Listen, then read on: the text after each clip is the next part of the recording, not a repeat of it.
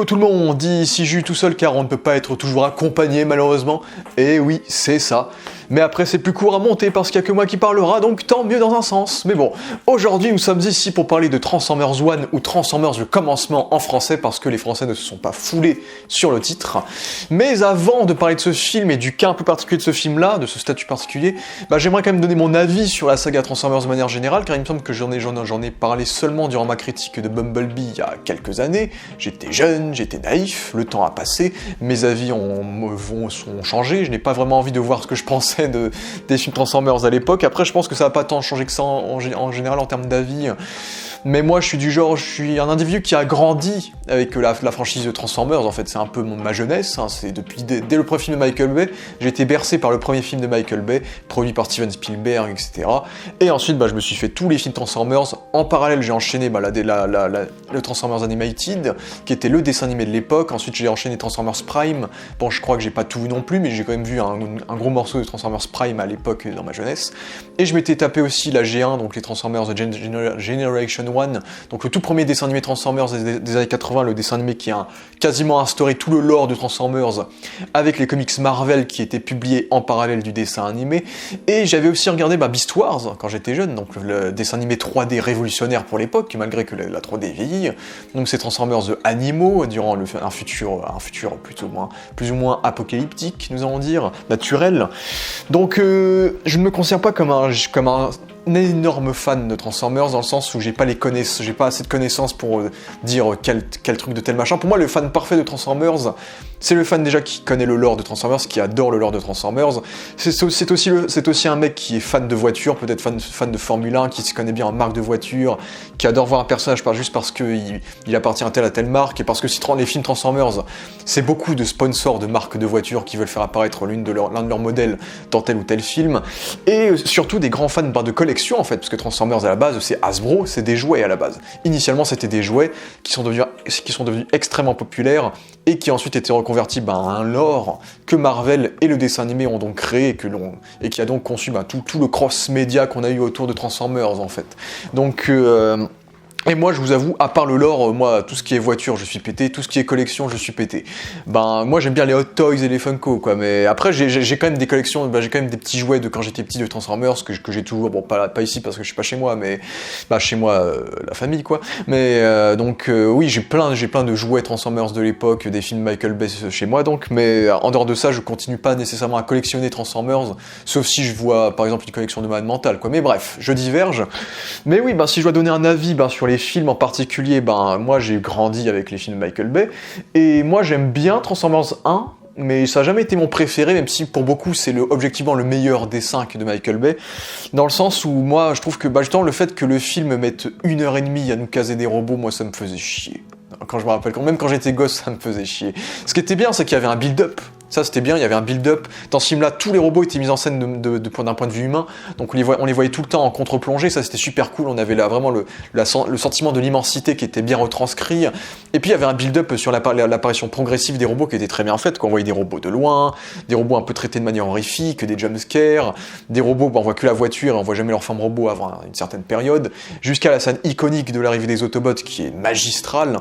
Mais c'est vrai que moi, pendant tout ce temps-là, je m'emmerde un peu parce que moi, Shia LaBeouf, en fait, c'est un film d'ado, quoi. J'aime pas les films d'ado. De base, tout ce qui touche à des ados, j'aime pas. En général, c'est pas mon délire.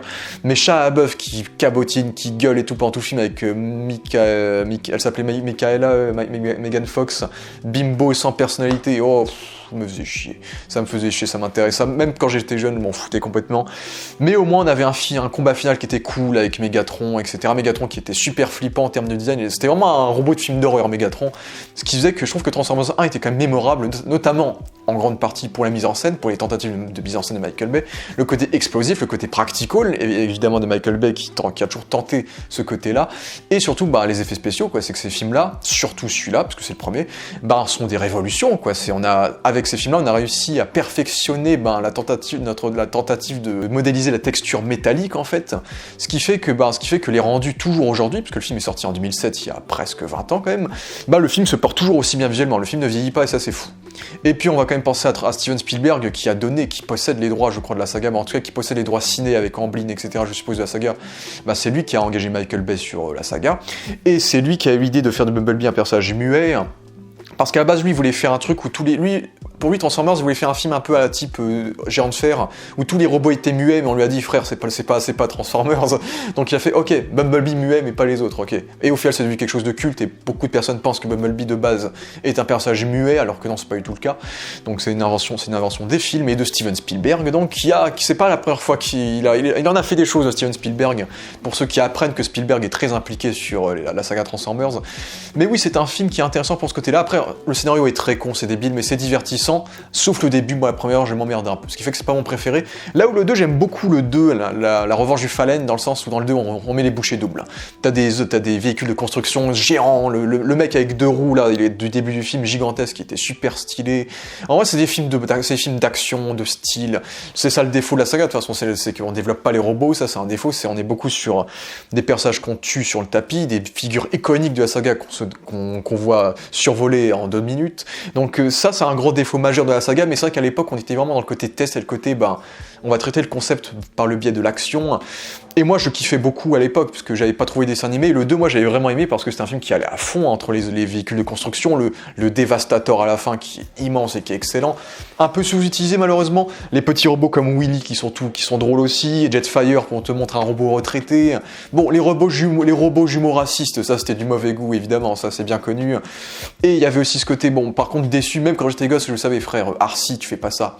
Arcee, tous les persos féminins, il les a juste butés comme ça, direct. Donc oui, bon, par contre, trop macho, les Transformers de Michael Bay. Mais voilà, moi, là, le côté trip en Égypte, la mort d'Optimus qui était super mémorable, le combat dans la forêt qui était super mémorable, Megatron qui avait un super design dans ce film-là, la relation Starscream-Megatron qui était plus développée dans ce film, plus cool et plus fidèle au dessin animé, et puis tout ça, tout ce qui va avec cet univers-là, j'ai trouvé ça super cool jusqu'à un dernier acte en Égypte, dans les pyramides et tout, qui dure 1 heure ou 40 minutes, spectaculaire. Vraiment, moi, j'aime beaucoup le film, c'est vraiment un gros petit plaisir, mais un gros petit plaisir qui est bien mis en scène, en fait. C'est ça le truc, c'est que Transformers, ça reste du film d'auteur, dans un sens. C'est que le scénario est débile, surtout que tous les 5 films, vous verrez, les 5 films, c'est toujours les personnages qui doivent courir après un MacGuffin. C'est littéralement ça pour les 5, et malheureusement. Et ça réduit un peu la possibilité de narration de ces films-là. Mais en termes de réalisation, Michael Bay il se fait plaisir, en termes d'effets spéciaux, ILM dans leur prime, littéralement, et vraiment la mise en scène de Michael Bay, les tentatives visuelles, les petits zooms sur des petites passerelles impossibles point de caméra de traverser qu'il fait avec le numérique, etc. Il y a plein d'idées visuelles. Bon là, on quitte le côté contre-plongée, mais ça me dérange pas dans le sens où là maintenant on connaît les robots et on veut voir du combat de robots en pleine taille, quoi, à pleine échelle. Donc moi, personnellement, c'est un film que j'aime beaucoup, même s'il y a des défauts comme les robots racistes, évidemment. Le Fallen, idée badass, design badass, le Decepticon originel, il est expédié as fuck, il fait rien du tout, le Fallen. Et puis l'humour de mauvais goût. T'as des personnages comme Léo, je m'en fous, Alicia, je m'en fous de cette la robot meuf, là. Shia LaBeouf qui m'insupporte toujours autant. Après, il y a des trucs qui me font rire, mais c'est hors sujet, comme les chiens qui... Bref... Voilà quoi, c'est de l'humour gras, bien américain, Transformers, en tout cas les Transformers de Michael Bay. Et c'est quelque chose, pour moi ça passe ou ça casse quoi, et des fois ça passait, des fois ça cassait quoi, donc bon. Il y avait John Turturro, j'aimais bien John Turturro, pour moi il portait le film côté humain, mais bon. Et le 3, moi j'avoue que j'ai un peu du mal avec le 3, parce que le 3 pour moi c'est un peu too much. C'est vraiment too much. Là si tu veux bouffer du Transformers, bouffer de l'action à tous les axes, oh là tu vas t'en taper. Puisque Transformers 3, oh là là là là. Il y avait un côté guerre froide Russie qui était intéressant, qui était cliché de fou, mais qui était marrant, avec le personnage asiatique qui était un stéréotype de fou. T'avais aussi John Malkovich qui avait un joueur, qu'est-ce qu'il foutait là, Frances McDormand, qu'est-ce qu'elle foutait dans ce film. Tu vois, t'avais un plus gros casting dans ce film-là. Et vraiment, moi, la partie humaine, je m'en foutais, clairement. La partie humaine, en plus, ils ont mis un méchant humain aussi, avec le perso du gars de Grey's Anatomy, là. Ouais. Et Patrick Jane, bref, on s'en fout. Et on a changé la Love Interest pour prendre la femme de Jason Statham, parce qu'a priori Megan Fox traitait Michael Bay de H, on va dire. Donc on s'en fout, la partie humaine n'est pas intéressante, en plus c'est le cafouillage et Shia LaBeouf qui essaie de trouver un boulot, on s'en fout. Mais la partie Transformers, là c'est cool, la partie face cachée de la lune, la partie où ils ont ramené Buzz Aldrin sur le film, ça c'est stylé. Et tout le côté, le fait qu'il y ait Sentinel Prime à la face cachée de la lune, et qu'enfin on ait un vrai, très bon antagoniste dans la saga, doublé par Leonard Nimoy qui est très très bon. D'ailleurs, on pense, Peter Cullen est extraordinaire en Optimus Prime, c'est le rôle de sa vie, c'est la voix culte du personnage, évidemment. Et Hugo Weaving, un peu méconnaissable en Megatron, mais ouais. Sentinel Prime, enfin un méchant qu'on développe bien, un personnage, un Autobot qui a dû trahir son camp pour sauver le plus d'Autobots possible. En fait, c'est un personnage qui est humain parce c'est le vieux sage qui a trahi son clan, et c'est quelque chose que je trouve qui rend le personnage intéressant, détestable dans un sens, mais aussi plutôt ambigu, et donc ce qui fait qu'on a enfin un très bon méchant avec ce Transformers 3 dans la personne de Sentinel, mais il y a des défauts, comme d'habitude, Shockwave, les gars. Shockwave. Moi j'ai bien l'idée de la séquence un peu 11 septembre avec le bâtiment qui se fait enrouler par son espèce de sangsue géante, et ça fait des bâtiments qui tombent un peu à la 11 septembre. Parce que ce film-là, c'est vraiment un film qui a été fait parce que le traumatisme du 11 septembre est passé. Le premier Avengers a détruit New York, maintenant on va démonter Chicago. Bon, on n'a quand même pas démonté New York, mais ça reste Chicago malgré tout. Mais voilà, il y a des séquences comme celle-ci en termes de tension, t'as le bâtiment qui est de travers, t'es à l'intérieur avec les personnages. En fait, c'est ça que j'aime beaucoup avec ces films-là, c'est que c'est l'immersion. Tu t'es souvent des points de vue des humains, tu vis la merde avec eux, tu vois ces robots gigantesques à côté d'eux, qui font des dizaines de mètres, et donc c'est quelque chose que je trouve tellement impressionnant en termes d'expérience cinématographique, et c'est ça qui fait que les Michael Bay, j'aurais toujours de l'affection pour eux, quoi. Et c'est ce que j'ai avec ça, quoi. Et malheureusement, en parallèle, on a des personnages qui sont flingués comme Shockwave, on n'en fait rien, Soundwave, design dégueulasse, on n'en fait rien, Laserbeak est pas mal, comme Ravage était pas mal dans le précédent. Mais Soundwave, ils l'ont merdé, Soundwave, ils l'ont merdé de fou, quel dommage. Starscream, il a une mort de merde. Après, c'est marrant par rapport à Shia LaBeouf, Sam Witwicky, du coup. Je vais arrêter de l'appeler Shia LaBeouf. Mais ouais, Megatron, j'aime bien l'idée un peu Mad Max de Megatron, tout désertique, tout rustique, tout vieillot, ça c'était intéressant, mais dommage, on n'en fait pas grand-chose, et on te tease un dernier acte avec Megatron Optimus, qui est expédié aussi, qu'on n'en fait rien non plus.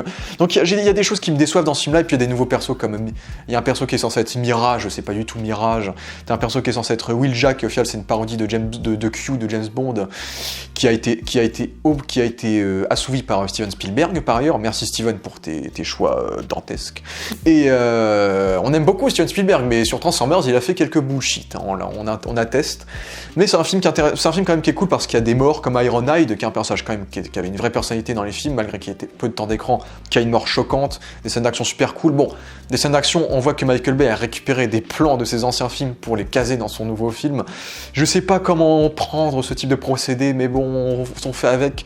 Mais c'est un film qui est épique. C'est un film qui est épique où tu sens que c'est un peu comme Man of Steel, tu sens que tu as des gens, sauf qu'on développe pas cet aspect-là, c'est que tu sens que les gens sont en train de se faire démonter dans ce film-là, qu'il y a des victimes de partout, que c'est le chaos, que vraiment t'es dans une immersion où t'as des aliens qui envahissent ton monde et qui te butent, et qui nous butent un par un. Et on le développe pas, mais on le développe dans le film d'après, comme avec BVS dans Man of Steel, donc ça pardonne la chose, on va dire. Et ça, il faut le dire, la musique de Transformers 3 est fantastique, comme la musique du 1, du 2, du 4, du 5. Steve Jablonsky, le plus gros point fort de cette saga, de ces des films de Michael Bay, en tout cas, c'est la musique de Steve Jablonsky, mais moi, c'est tellement une musique incroyable que je suis déçu que ces musiques-là, on les entende dans des films d'action un peu con, quoi. Si t'avais des musiques comme ça dans un film type, j'ai de la merde, Inception, bon, la musique est déjà excellente d'Inception, je dis ça comme ça, oh la dinguerie, quoi, la dinguerie. Dans des films vraiment dramatiques, uniques, auteurs, machin, ces musiques, mais ce serait le pied, quoi. Après, ça reste le pied dans ces films-là, ces musiques sont excellentes, mais je trouve cette limite, comme les effets spéciaux, c'est peut-être limite beaucoup trop excellent pour le script qu'on a, quoi. C'est ça le problème. Mais voilà, Transformers 3, c'est un film auquel j'ai de l'affection quand même, surtout par rapport aux méchants, par rapport au côté épique, spectaculaire, mais je trouve qu'on en fait trop. En fait, c'est un film qui m'épuise, c'est un film qui est long, qui m'épuise, ça me fatigue un peu, j'ai quand même mes limites, on va dire. Et voilà, et puis t'as des facilités comme Optimus, les Autobots qui meurent, et en fait, non, ils ont fake leur mort, Non, moi, le 3, je pense que j'ai du mal. En fait, moi, de la trilogie, c'est le 2 que je préfère. Je trouve que c'est le plus équilibré.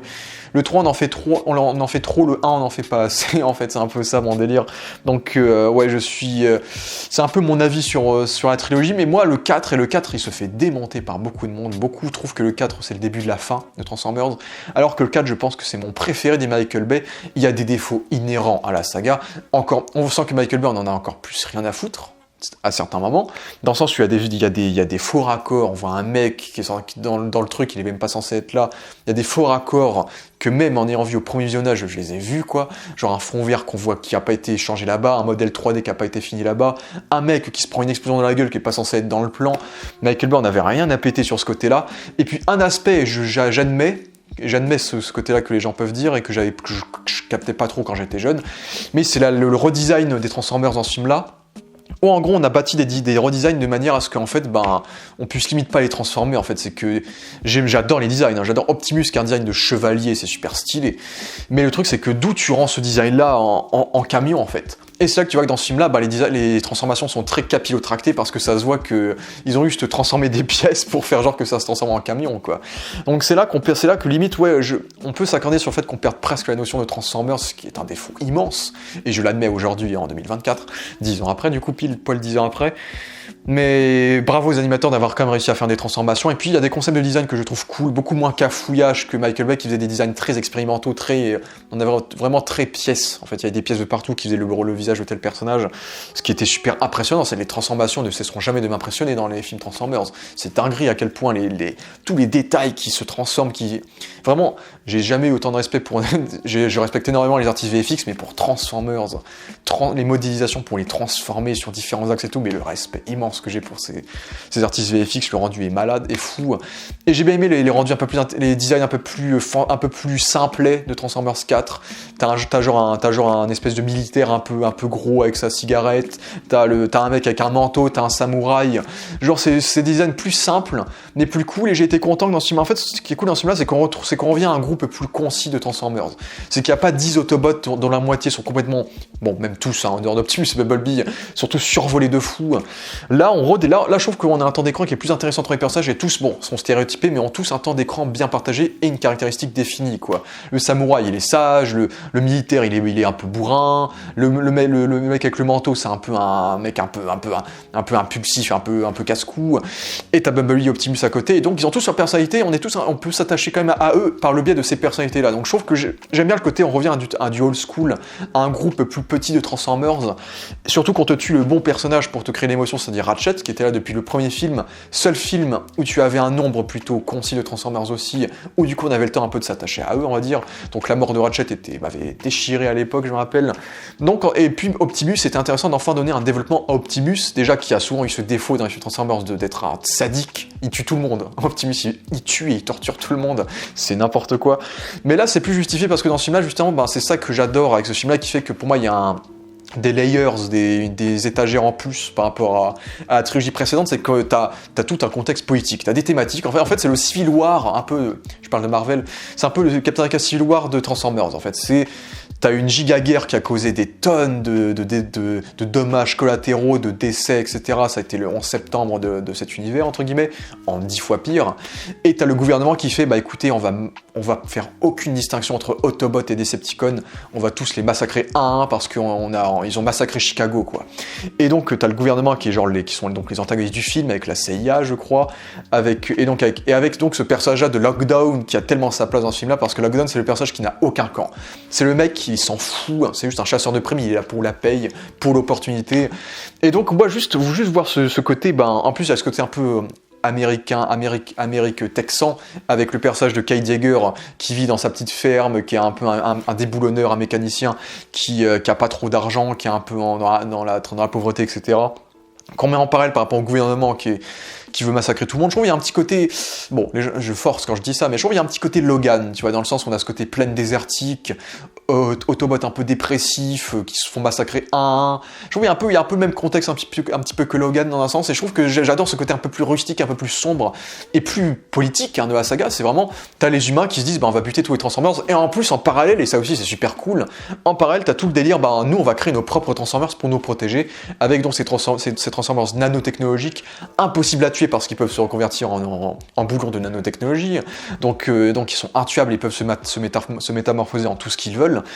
Et donc j'ai trouvé ça fou de voir un film Transformers aussi profond presque par rapport à la trilogie précédente, où c'était full action, vraiment avec le gouvernement, le côté politique, le côté les humains qui créent leur propre Transformers, et c'est ça qui fait que je pense que c'est vraiment mon film Transformers préféré parmi ceux de Michael Bay, clairement. J'ai beaucoup d'affection pour le 4, surtout que Lockdown, il a énormément de flow, c'est vraiment mon méchant préféré de la saga Michael Bay, clairement. Il a un flow de fou, il a le thème musical encore une fois. En plus là, Jablonski a vraiment quitté un peu la trame trame musicale de la trilogie précédente qui avait tous à peu près la même notation, la même tonalité. Là, la BO ne ressemble pas du tout au précédent. On sent vraiment qu'on est vraiment sur une sorte de redémarrage, de renouveau qui marche très très bien. Et j'adore la musique, que ce soit la musique Autobots Reunite, où les Autobots se réunissent du coup, et le thème de Lockdown, la musique est extraordinaire de ce film-là également, j'adore la musique. Je trouve les humains moins chiants. Heidegger, je trouve qu'il est plus charismatique et moins casse-cou que l'était Shia LaBeouf, donc j'étais content qu'on sorte de tout ce qui touche à Shia LaBeouf. Bon, par contre, les persos secondaires, genre sa fille avec le côté Roméo et Juliette avec le gars, bon... on pouvait s'en passer, voilà. Mais des persos secondaires que j'appréciais, comme Stanley Tucci, qui avait un rôle très très marrant dans ce film-là en tant que scientifique. Et puis ils ont réussi à caser Galvatron dans le truc, Galvatron qui avait un design plutôt cool, bon, qui ressemble pas trop à Galvatron. Mais j'aimais bien l'idée de comment ils ont ramené Galvatron, c'est juste dommage qu'on en fasse rien du tout, ça reste l'un des défauts. Mais je trouve ça cool, hein, qu'enfin on développe un peu la personnalité d'Optimus. Tu vois que vraiment c'est un personnage qui pourrait presque péter un plomb, s'émanciper de ses valeurs juste pour se venger du fait que on tue ses amis en fait. Et que pour les humains, ses amis c'est juste du métal, hein. C'est juste un produit en fait. Et c'est tellement profond, j'ai envie de dire, dans un film Transformers, j'ai fait mais dinguerie. Je fais mais comment on est passé de la trilogie précédente à ça quoi. Et donc moi j'aime, voilà quoi. Et puis le final en Chine, parce que la Chine parce que les films arrêtaient pas de se taper le milliard, et là aussi d'ailleurs, parce que la Chine est le public favorisé par la saga, plus que les Américains dorénavant, ce qui est un problème parce que le marché domestique états-unienne est toujours la plus importante dans le marché du box-office américain, puisque c'est américain, mais la Chine limite la Chine rapporte plus de pognon à Transformers, et c'était surtout le cas au 4, ça, je crois que la Chine a fait plus de pognon que le 3 qu'aux États-Unis, ce qui montrait que les États-Unis, eux, avaient plutôt un désintérêt par rapport au 4, mais voilà, c'est un film que j'ai vraiment pris mon pied devant, quoi. Vraiment, la séquence du vaisseau, tu vois toutes les autres races d'aliens, la collection de Lockdown, ces chiens robots, l'arme de Lockdown qui change les gens en métal, mais c'est un banger. En tout cas pour moi c'est pas un chef-d'œuvre, faut pas arrêter, je suis pas débile non plus, mais c'est un banger de divertissement. Je trouve qu'il y a tellement d'idées, tellement de choses, et voilà. Et puis bon, j'aurais peut-être aimé après peut-être que la mort de Lockdown était dispensable. C'est un personnage qui aurait pu avoir du potentiel sous le long terme, vraiment le chasseur de primes qu'on croise de temps en temps, et là tout ça pour se faire buter à la fin pour qu'il pop, bon, un peu dommage, on aurait pu finir sur Galvatron par exemple, mais voilà, pour moi ça reste du détail dans le sens où le film reste très généreux, quoi. Et ensuite, on a le Transformers 5 de Last Night, et waouh, quelle catastrophe. Oh putain, quelle catastrophe, nom de Dieu. Comment on est... Moi, honnêtement, quand le 4 était sorti, je me suis dit, mais merde, on peut se taper on peut se taper une nouvelle trilogie Transformers de dingue, en fait, avec peut-être... Le 4, pour moi, était meilleur que les 3 précédents. Imaginez la qualité du 5, surtout que là, ils avaient un potentiel de fou avec tout le délire des créateurs, donc des quintessons, je suppose. On va enfin rencontrer les créateurs des Transformers, on va revoir Cybertron, etc.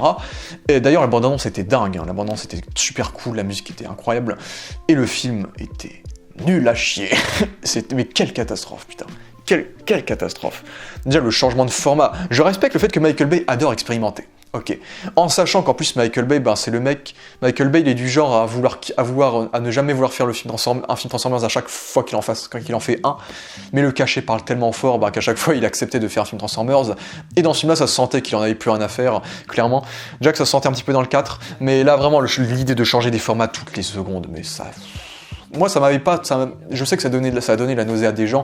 Moi, ça m'a pas trop impacté, mais c'est vrai que sur l'expérience, c'était quand même très désagréable, quoi. Ça peut paraître comme de la torture pour certains cinéphiles, mais c'est vrai que sur le moment, c'était pas non plus agréable non plus. Et puis, en fait, ce film-là, c'est juste un pastiche de tous les trucs à la mode de l'époque. Genre, on se dit, pourquoi pas dans ce film, on va enfin développer des personnalités aux Decepticons, alors qu'ils vont tous se faire flinguer, et on va faire une petite intro à la Suicide Squad, où ils vont tous avoir leur petit opening qui vont les contextualiser, où on voit qu'ils ont grave une personnalité, ce qu'on avait jamais vu avec les Decepticons. On a le genre Isabella Merced qui jouait une parodie de Rey de Star Wars, avec son petit robot BB-8 aussi, qui sert à que dalle en plus. Et puis il y avait tout le côté roi Arthur du début du film, bon, qui était fun, par contre c'était fun ça en vrai, mais Et puis t'avais un gros côté Fast and Furious, t'avais vraiment des séquences qui étaient même plus Transformers, c'était juste de la course-poursuite avec Anthony Hopkins. Et Anthony Hopkins, il porte ce film, hein. Anthony Hopkins, vraiment, il s'amuse tellement, il prend tellement son pied dans ce film que ça se transmet à nous, on va dire, malgré la séance qu'on passe, quoi. Et c'est un film qui me dérange parce que à la fois, j'adore, il y a plein d'idées de partout, ça se voit qu'il y a trop... En fait, ça se voit qu'il y a trop de... Bah, je sais qu'il y avait eu ce délire-là, de la Writer's Room, que Spielberg et Michael Bay ont organisé, je crois, de la Round Table que Paramount a organisé pour écrire une dizaine, quinzaine de films Transformers pour les 10 prochaines années. Et ce truc-là, c'est vite shut down. Et certains scripts sont restés pour la suite, on y reviendra. Mais du coup, ben, ils ont genre mis 4-5 films en un dans Transformers 5. Ils ont mis, ben, on a écrit un film Transformers où on avait les Transformers contre les nazis, en gros. Et ben, on a fait un passage nazi, trop cool à voir le temps d'une scène, mais dans la diégèse du film, c'est un bordel. Un film Transformers où ils étaient genre les chevaliers de la table ronde avec Arthur, roi Arthur et tout, et des dragons Transformers. Dans la scène d'intro, trop cool, dinguerie. Mais dans la diégèse du film, mais ça sert à rien. Et pareil, t'as plein de trucs comme ça durant tout ce film-là, tout d'ailleurs des Witwickiens. Pourquoi ? Et puis le sujet principal, c'est-à-dire les quintessons qu'ils ont donc reconvertis en quintessa, bah c'est survolé au possible, on n'en fait rien. On essaie de faire une espèce de Scarlet Witch Transformers, mais mais on veut voir les créateurs, on veut pas nous dire que les créateurs des Transformers, bah en fait c'est encore des robots en fait, c'est une meuf robotique, donc mais c'est quoi, les créateurs c'est quoi alors ? Et puis ils ont aussi donc adapté Nemesis Prime, entre guillemets. Ça servait à rien, c'était expédié, et puis la résolution avec Bumblebee qui se met à parler sans aucune raison. Bah après Bumblebee ça n'a jamais été cohérent, à la fin du 1 il parlait enfin, ensuite ils ont lâché le fait qu'il parle, il parle plus, et là il reparle dans celui-là. C'est catastrophe. Optimus on n'en fait rien du tout, pour le coup c'est le seul dernier acte de la saga que je trouve affreux. Dans le sens où dans ce dernier acte-là, il y a plus ce côté impressionnant, ce côté combat en ville, ce côté destruction massive. Là, on est dans des terrains plats, du coup, on ressent pas du tout l'immensité du combat, et c'est un bordel, puisque tout se joue en gravité, avec Cybertron, déjà Cybertron qui a plus tout la même taille que dans Transformers 3, maintenant Cybertron a la taille d'une lune, allez vous faire mettre. Mais le combat final est tellement nul, et Megatron, mais quelle tristesse, parce que Megatron, honnêtement, il a le meilleur design qu'il ait jamais eu en live action, il a tellement de flow, tellement de charisme, et pourtant, bah, déjà, il a perdu tout son pouvoir de nanotechnologie, donc le gars, il a incohérence, et il se fait défoncer pendant tout le film, et on le développe pas, on n'en fait rien, et puis... Voilà, ça m'a fatigué, et Hot Rod, Omar Sy, c'est ça que vous faites de Hot Rod, oh le calvaire, non, c'est... Qu'est-ce que j'ai à dire de plus sur Transformers 5 ? Ah oui, Mark Wahlberg, qui est l'élu du roi Arthur et tout. Ah si, il y avait des zombies Transformers aussi. Encore une fois, en concept, c'est cool, mais dans ce film-là, où il y a déjà tellement d'éléments, il se passe beaucoup trop de choses, c'est le bordel, le scénario n'a aucun sens, ça nique la cohérence de tous les films de la saga. Ça servait à rien. Mais ouais, bah Transformers 5, c'était la chute, et une chute bien méritée. Et donc on a eu Bumblebee, qui doit être un préquel donc des films de Michael Bay à la base. Il a été tourné tel quel, et ensuite ils ont reshoot le film de manière à ce que ce soit un reboot à cause de l'échec commercial de Transformers 5. Et Bumblebee, bah pour moi, c'est le meilleur film de la saga Transformers, très clairement. C'est un film d'ailleurs qui a été commandé en grande partie par Steven Spielberg, qui a eu cette idée de faire un film un peu typé géant de fer, un peu E.T. on va dire, ce qui est complètement sa vibe, pour Bumblebee. Et Bumblebee, bah on va dire, Bumblebee honnêtement c'est devenu un personnage limite plus populaire que Optimus, et donc qui a donc droit à son film solo. Et c'est un film qui m'a beaucoup touché, Bumblebee. Moi je pleure jamais au cinéma, en vrai quasiment pas, et j'ai un peu honte de dire que dans ce film-là, si le film avait duré une demi-heure de plus, j'aurais peut-être pleuré, j'étais vraiment touché de fou devant ce film-là, ça m'avait pris au trip vraiment quoi. Vraiment le côté E.T. avec Transformers, mais ça marche du feu de Dieu. Déjà pour moi on a la meilleure scène bon rien à voir avec E.T. Mais pour moi on a la meilleure scène de la saga avec ce reshoot, mais c'est le meilleur reshoot du monde. La scène d'intro du film où on te montre les Autobots contre les Decepticons en train de quitter la Terre, et ils ont tous le design de la G1, du dessin animé G1, tu as le Optimus du dessin animé, le Wheeljack, le Arcee, le Starscream, le Sunwave, tout du dessin animé avec la tonalité du dessin animé, le design de Cybertron, c'est le même que celui du dessin animé. C'était cette séquence d'intro qui rendait beaucoup hommage en plus au film animé et au dessin animé en général. C'était un rêve devenu réalité quoi. Tu rêverais d'avoir un film comme ça, complètement sur Cybertron, sur la société de Cybertron, sur les origines des Transformers, on y reviendra. Et voilà, et donc on a cette intro qui était folle, trop cool. Puis t'avais genre le Blitzwing qui enlève la voix de Bumblebee avec une scène. Déjà, ce qui est intéressant, c'est que les Decepticons ont tous plus de personnalité qu'ils n'en avaient avant. Déjà, ils sont colorés, ils sont pas tout gris et insectoïdes comme dans les Michael Bay. Mais voilà, t'avais ce mec-là qui avait un petit peu de personnalité. Pourquoi ils l'ont appelé Blitzwing? Ça, c'est le plus gros défaut du film, c'est qu'ils ont appelé ce robot Blitzwing alors qu'il a le design de Starscream. Allez vous faire mettre. Mais voilà, la tragédie de Bumblebee qui perd sa voix, le personnage de Charlie qui a perdu son père, qui est mécano, qui tombe sur Bumblebee, qui a son modèle de la G1, le côté années 80, c'est le film le plus G1 parce que le film se déroule dans les années 80, qui est la période du dessin animé original. Donc t'as I've Got the Touch, la musique iconique, t'as des musiques des années 80, la vibe années 80 pendant tout le film, et c'est tellement... Et c'est un film à petite échelle qui est tellement mignon en fait, quoi. C'est ça, t'as ce personnage féminin qui essaie de trouver un but à sa vie, qui rencontre Bumblebee, et t'as ce binôme un peu attachant. Après, bon, Bumblebee, je trouve que sa personnalité est jamais trop cohérente parce que c'était plus un ado au début quand il avait une voix, et là il fait plus bébé-enfant, quoi. Donc ça reste un défaut quand même. Mais il est mignon, tu vois, il parle pas, il a ses petits yeux globuleux, tu vois, il est plus petit que les autres Autobots et Decepticons. C'est mignon, quoi. Et donc le film, c'est tout un développement psychologique des humains avec les robots, quoi. On développe ce robot psychologiquement, dans sa bonté, dans son humanité, avec donc le personnage de Charlie, c'était très attachant. Et même là, les humains, bah, tu vois, t'avais le mec qui allait devenir son petit ami, t'avais ses parents, etc. C'était pas chiant, tu vois. C'était touchant de voir un personnage humain auquel tu arrives à t'attacher, et auquel tu arrives à t'attacher à ses problèmes et à ses interactions. Ce qui fait que le film est très touchant, et puis même les méchants, c'est des méchants, ben...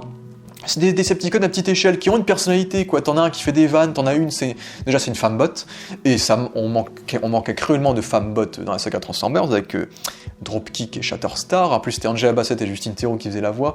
Mais ouais, c'était des petits méchants, c'était les petits bras droits qu'on envoie pour être les méchants du film. Et d'ailleurs, la scène où ils ont tué Cliff Jumper, super scène, mais puis dommage d'avoir exécuté Cliff Jumper. Mais oui, c'est des méchants qui marchent très bien parce qu'ils sont très méchants, ils sont très caricaturales, mais au moins ils sont caricaturales, donc au moins ils ont une personnalité, donc c'est cool. Même John Cena, c'était marrant, son personnage est sympa, c'est marrant de le voir jouer le militaire un peu cliché qui va un peu s'apaiser au fil du film. Et puis le dernier acte, il est sympa, quoi. C'est pas un acte explosif, mais il est généreux, t'as des petites idées de mise en scène. Travis Knight qui avait réalisé Kubo et l'armure magique, il a fait un formidable travail, les effets spéciaux sont super cool. Juste la BO n'est pas du tout au niveau des précédents films, et d'ailleurs Transformers 5 pareil, Transformers 5, BO extraordinaire dans un film aussi nul, mais quelle tristesse. En plus, tu vois, pour la motivation, j'ai bien écouté cette BO et je me dis que ça vient de Transformers 5, putain. Et ouais, mais du coup voilà, et j'adore voir, au lieu de miser vraiment sur l'action explosion, on mise vraiment sur l'ingéniosité de Bumblebee qui est plus petit, plus faible, entre guillemets, mais qui est malin, et c'est un beau film. Bumblebee, c'est un beau film, et à la fin, quand ils doivent se séparer, t'as le cœur qui se brise, quoi. Tu fais putain. Donc, non, Bumblebee, c'est un film qui m'a beaucoup touché, que j'ai trouvé très très bon, honnêtement. Et c'est un film qui a une trame très très classique, évidemment, c'est pas un grand film, hein, mais voilà, c'est un film qui montre qu'on peut faire autre chose avec Transformers et qu'il est temps de faire autre chose avec les Transformers, notamment se focus sur les Transformers. Et là arrive Transformers Rise of the Beasts. Et on a cette promesse dans ce film-là, on a cette promesse qui a été préservée par Bumblebee, c'est-à-dire un film où on va plus consacrer de temps aux Autobots, avec Optimus qui va avoir son petit arc intéressant, d'un Optimus qui en a marre d'être sur Terre, qui veut retourner chez lui, qui n'est pas du tout attaché aux humains. T'as Mirage qui remplace Bumblebee, qui a son petit duo fun, un peu cool avec Noah, je crois. Donc et puis t'as la relation de respect avec Optimus Primal, donc on développe beaucoup plus les robots dans ce film-là. Mais j'ai vraiment pas aimé le film, parce que je l'ai trouvé contrairement au film précédent, et c'est ça aussi, pour moi, il faut avoir... Bumblebee avait ce parfait équilibre entre la mise en scène, l'ambition visuelle, l'idée visuelle, et l'histoire, et l'attachement au personnage, et ben Transformers Rise of the Beasts, on perd tout le côté mise en scène, en fait. C'est que Steve Caple Jr., qui avait fait le très moyen Creed 2, hein, donc ça vend la couleur, il a une mise en scène tellement plate, il se passe rien visuellement dans ce film. En fait, on se fait chier visuellement devant ce film. C'est qu'il se passe rien, il n'y a aucune fulgurance de mise en scène, il n'y a aucune tentative de faire quelque chose d'impressionnant, de fantastique, de spectaculaire. En termes de mise à l'échelle, on dirait, en limite c'est un Marvel, tu vois. Pour moi c'est un film Marvel, hein, ce film-là. C'est vraiment un film Marvel dans le sens où en termes de mise en scène, il n'y a tellement pas d'idées, il n'y a rien qui m'est sorti de la tête. Et en plus, ça se sent que c'est plus ALM qui fait les CGI. Ça se sent que les CGI sont beaucoup moins... restent quand même de qualité à peu près, mais les effets spéciaux sont beaucoup plus faiblardes que dans les films d'avant, et ça se sent. Je trouve qu'il y a une patine qui est différente et qui est beaucoup moins belle, en plus de la mise en scène qui est faible, et je trouve que l'alignement mise en scène, photo, en plus photo dégueulasse aussi, parce que la photo est très bateau. C'est une photo Marvel, quoi. C'est une photo, genre il n'y a pas de photo en fait. Là où moi, avec Michael Bay, t'avais une photo qui était très pulpeuse, où ça pouvait être très vert, très jaune, très suante, alors que là, il n'y a juste pas de photo, quoi. Donc l'absence de photo, plus les CGI moins quali, plus l'absence de mise en scène, fait que je sens que c'est bateau. En fait, j'ai l'impression d'avoir vu une feuille blanche en regardant ce film-là. C'était d'une platitude.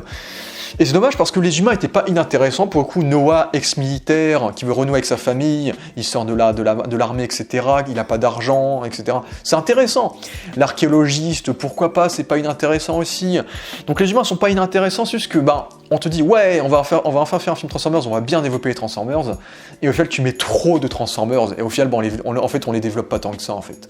C'est t'as Optimus qui est là, t'as Bumblebee, et en gros, c'est Optimus, Bumblebee et Mirage, essentiellement, qui sont développés. Sinon, Arcee, on s'en fout, en vrai. C'est cool de l'avoir en perso secondaire, mais on s'en fout. Les Maximals, pareil, on s'en fout. Optimus Prima, il est un peu de développement, et Razor était stylé parce que c'était Michelio, mais le tigre et le rhinocéros, on s'en fout. Donc en vrai, en fait, et t'avais aussi Wheeljack qui était dans ce film-là, qui ressemble pas du tout à Wheeljack et qui était éclaté, il servait à rien en plus, rien à faire là.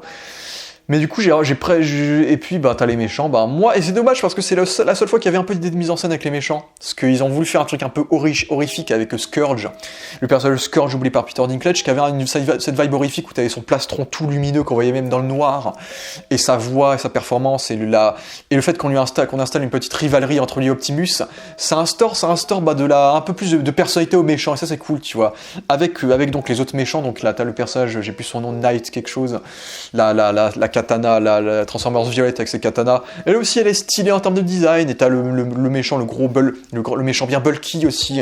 C'est des stéréotypes et je trouve que les méchants déjà sont plus colorés qu'avant. Et ils ont un petit peu de personnalité, il y a un petit quelque chose, quoi. Ce qui fait que les méchants, pour moi, c'est toujours pas assez ça. Parce qu'à part Scourge qui a un petit truc, je trouve qu'on en fait quand même pas assez. J'aurais aimé qu'on pousse encore plus dans l'horreur. Je trouve que ce film peut avoir des petites fulgurances, mais on va jamais dans ces fulgurances là.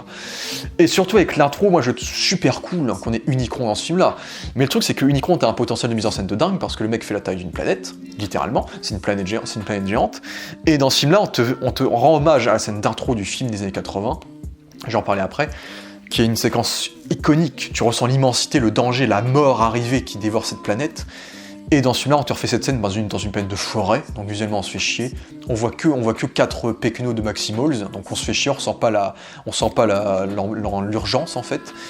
En plus avec un Maximals qui a le même modèle que Primal, donc j'ai l'impression qu'il y a un côté flemmard un peu dans ce film-là, La scène d'intro, déjà la musique banale, rien qui ressort quasiment. On rend un petit peu hommage aux musiques de Michael Bay à la fin, de Jablonski à la fin et du dessin animé au début, du film d'animation au début, mais sinon c'est plat, il n'y a rien qui ressort. Il y a juste le côté street qui ressort un peu de l'expérience de Capel Junior, mais ça reste plat et déjà vu, quoi. Non, mais l'intro j'étais hypé parce que l'intro, je me suis dit, ouais, on va remake le film de 85 et non, plat. Mais Unicron, potentiel de fou, plat, ça fait qu'on n'en fait rien. Scourge, pareil, qu'est-ce que j'ai... En plus, c'est au Pérou, je suis franco-péruvien, les gars, ils font ça au Pérou, Machu Picchu et tout. Premier film hollywoodien shooté au Pérou. Et on n'en fait rien, on valorise tellement pas la ville, c'est aussi ça qui m'a déçu, ça touche à mon sang, les gars. Vraiment, le Machu Picchu, trop cool, mais il n'y a aucun plan qui valorise le Machu Picchu, ils sont juste dessus, quoi. Et même les villes, etc., la culture, bref, c'est expédié, il n'y a rien qui est fait. Même, en fait, le film est tellement simple dans sa narration. C'est simple, tout est linéaire, on revient à un MacGuffin, avec des méchants et des héros qui se suivent et qui s'entresuivent et qui se poursuivent. Et à la fin, les méchants ils perdent et les héros ils gagnent, quoi. Et le truc, c'est que je trouve que le film il est tellement plat. Et en fait, ils ont rendu le film beaucoup trop accessible. Et c'est pas mauvais de faire un film accessible, mais je trouve que là c'est trop accessible. C'est que on dirait qu'on est pris pour des cons, en fait. C'est ça qui me dérange, c'est que ils ont même pas fait le délire, en tout cas évoqué de manière claire et compréhensible le délire du fait que les Maximals, ils sont censés venir du futur, en vrai. C'est pour ça qu'Optimus Primal connaît Prime, c'est qu'ils sont censés venir du futur. Donc les mecs, ils connaissent les Autobots, c'est leurs ancêtres. Pour eux, c'est des légendes. Et ça, on te le suggère, mais on te le confirme jamais. Donc le truc, c'est que même ce truc-là, on te l'a, alors que c'est un concept trop cool, introduire le concept de voyage dans le temps dans Transformers, c'est trop bien, trop stylé, on te le met pas parce que le film il est trop compliqué, genre. Alors que non, justement je pense que ça aurait ajouté le piment qui aurait rendu le film mis un peu plus de relief à un film qui est tellement plat, quoi, le côté voyage dans le temps Maximals. Parce que quand ils ont annoncé ce film-là, je me suis dit putain, Unicron, les soldats d'Unicron, les Maximals, les Autobots, les designs de la G1, mais dinguerie, le Pérou, je me suis dit mais banger, pour un résultat aussi faible, avec un combat final tellement gris, tellement MCU, tellement CGI, où comme il n'y a plus l'inventivité de Michael Bay, ça fait tellement plat. J'aime bien l'idée du Iron Man, parce que ça vient du dessin animé, ça c'est un truc auquel je gueulerais pas, le fait qu'enfin on ait des humains qui participent à l'action, ça c'est cool. Mais voilà quoi, et puis les G.I. Joe à la fin, bah pourquoi pas, mais G.I. Joe, moi j'avoue que oui, c'est cohérent par rapport à Hasbro et compagnie, mais j'avoue que moi j'en ai rien à foutre de G.I. Joe. Bon, on verra le film Transformers G.I. Joe qu'ils feront après, bon, on verra, mais on sait que les G.I. Joe seront pas le centre, ça ils ont confirmé. Mais en vrai, ça peut être marrant, Megatron qui fait équipe avec Cobra par exemple, et tu fais un truc plus. Et encore une fois, tu fais un truc plus level humain, collaboration avec les Autobots, moins d'Autobots mieux développés, puisque même la promesse de plus développer les Autobots, je trouve que c'était pas très bien fait dans ce film-là, c'était pas assez quoi. Juste Optimus et Mirage quoi, donc voilà. Très grosse déception, qui fait que je voulais quand même terminer, parce que pour moi c'est ça le meilleur film Transformers jamais sorti, et je vais le dire honnêtement, même avec Transformers One, je pense que ça le reste. Honnêtement, j'ai beaucoup d'affection pour ce film-là, parce que j'ai grandi avec évidemment. Mais le film Transformers de 1986, qui est un film spin-off, du dessin animé de la G1 pour créer de nouvelles ventes de jouets et donc créer de nouveaux personnages et donc tuer beaucoup d'anciens personnages, et donc c'est un film pilier parce que ça fait la transition entre la vieille génération et la nouvelle génération, et c'est un film du coup que je trouve incroyable, malgré qu'avec Orson Welles qui fait la voix d'Unicron, juste ça, même s'il a détesté, mais la scène d'intro, comme je l'ai dit, on sent tellement le poids, la mort, la peur, c'est tellement flippant comme scène d'intro, et je trouve que toutes les séquences de ce film là, une énorme partie de ces séquences là sont limite plus marquantes que toutes les scènes de tous les films Transformers quoi. C'est vraiment la scène de Unicron me prend tellement au trip, je veux tellement voir ça avec Galactus au cinéma chez Marvel, et la séquence, le combat final entre déjà Megatron qui massacre tous les Autobots sans retenue, qui flingue Ironhide par terre, qui est en train d'agoniser, mais ça m'a fait fendu le cœur à l'époque. Et là c'est le combat final entre Optimus et Megatron, et les deux sont quasiment morts, mais qu'est-ce que c'était épique là. Surtout que là les Autobots étaient plus de là, les personnages étaient développés en fait. Donc tu ressentais tellement la vibe, la relation entre les deux, la rivalité, la mort, le fait que c'est vraiment la fin des deux quoi. Et la mort d'Optimus, ça te brise le cœur, l'héritage avec Rodimus et Ultra Magnus. En plus avec cette BO années 80 avec le I've Got the Touch, etc. I've Got the Touch culte, mais la BO années 80 extraordinaire, et en plus c'est un film qui est très généreux avec, déjà c'est un film qui est classique mais pas simplet, parce que on te refait le parcours du héros de Joseph Campbell, donc mais avec Rodimus Prime, qui est vraiment le cliché du personnage un peu jeune qui mérite pas, qui veut pas avoir le pouvoir mais qui va l'avoir à la fin, le personnage humble, et c'est très bien fait. T'avais les quintessons, et t'avais le final contre Unicron à la fin, mais banger, la mort de Starscream aussi qui devient un roi. Après avoir suivi 2-3 saisons du dessin animé original où t'as suivi tous ces personnages-là, les voir tous se faire dézinguer ou se faire métamorphoser, Megatron qui devient Galvatron sous cette ambiance très insonorisante, très flippante de Unicron, c'est un film je trouve que c'est un film qui malgré ses moyens de film d'animation, arrive à t'apporter tellement d'émotions, tellement de relief et tellement d'humanité et d'épique. Si c'est un film qui est épique quoi, c'est une épopée en un film où on te fait la passerelle entre deux animés, et c'est mon film préféré Transformers. Je pense clairement il y a ça et il y a Bumblebee, et après éventuellement Transformers One, et c'est là maintenant que nous allons enfin, après cette vidéo qui sera probablement une vidéo séparée, parler de Transformers One, dit Transformers le commencement, donc je fais une petite pause.